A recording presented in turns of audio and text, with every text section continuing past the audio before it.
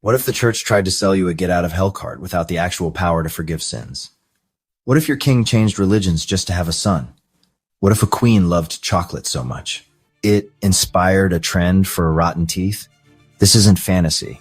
It's the real story of Martin Luther, John Calvin, Henry VIII, and Elizabeth I, and how their actions reshaped religion, government, and society across Europe.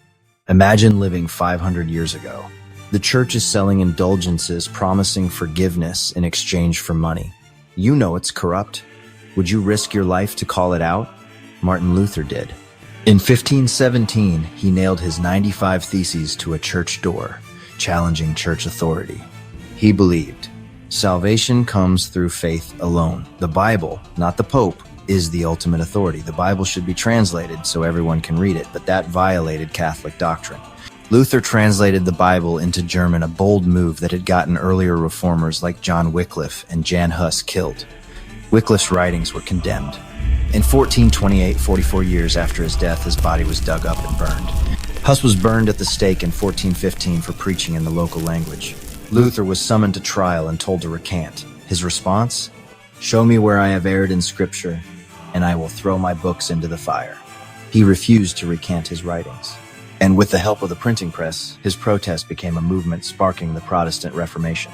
John Calvin, a reformer from Geneva, believed in predestination, the idea that God already knows who will be saved. But if your fate is already sealed, why live a disciplined life? For Calvin, discipline reflected devotion. He built a strict theocracy in Geneva, no dancing, gambling, or extravagance allowed. Calvinism spread across Europe, influencing Protestant groups in France, Scotland, and the Netherlands. He emphasized hard work, moral order, and education values that still shape much of Western culture today. In England, King Henry VIII wanted one thing: a male heir. His wife, Catherine of Aragon, had failed to produce a son. The Pope refused to annul the marriage. So, Henry took matters into his own hands. He created the Church of England, declared himself its head, and seized Catholic lands and wealth. He wasn't driven by theology, he was driven by dynasty. He had 6 wives. Divorced, beheaded, died, divorced, beheaded, survived. The obsession? To secure the Tudor line with a male successor, believed essential for political stability. His break from Rome shifted both religious authority and economic power into the hands of the English crown. Elizabeth I, Henry's daughter, inherited a fractured kingdom. Catholics wanted the Pope back. Protestants wanted stricter reforms. Elizabeth charted her own path. She created the Elizabethan Religious Settlement, a compromised church that blended Protestant beliefs with Catholic-style rituals.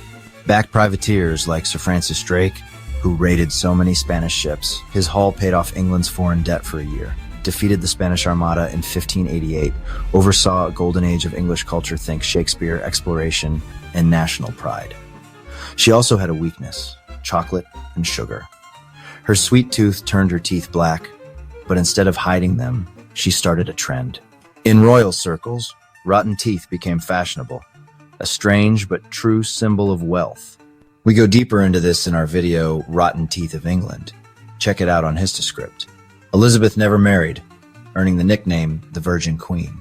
She ruled alone for 44 years, the last Tudor monarch and one of England's most legendary. The Reformation didn't happen in a vacuum. The Renaissance had already begun changing how people thought. Petrarch, who wrote sonnets reflecting personal emotion and humanism. Erasmus, whose book In Praise of Folly used satire to critique the church. Michelangelo, who sculpted David, painted the Sistine Chapel, and designed parts of St. Peter's Basilica. Leonardo da Vinci, who painted the Mona Lisa and the Last Supper and sketched early designs for flying machines. And then came the tool that changed it all. Before printing, monks hand-copied illuminated manuscripts, taking years to produce just one Bible. But in the mid-1400s, Gutenberg's printing press changed the world. It spread ideas fast and made reform unstoppable. The Catholic Church didn't stay silent. It launched the Counter-Reformation and the Inquisition. Inquisitors used torture, censorship, and fear to fight back against heresy. Today, there are at least 4 museums in Spain, in Seville, Granada, Toledo, and Cordoba dedicated to the brutal methods of the Inquisition. While some Catholic reforms were genuine, Many others were about control. Martin Luther sparked a protest. John Calvin gave it structure. Henry VIII gave it power.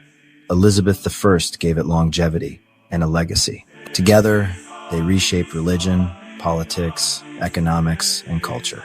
And they helped lay the foundation for the modern Western world. Like what you're learning?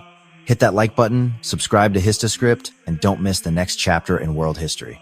Thanks for watching Histoscript. If you learned something new today, or just love the hidden side of history, give this video a like, subscribe, and turn on notifications so you never miss a story your textbook skipped. History isn't just dates, it's secrets, myths, and the strange truths behind it all. Stay curious.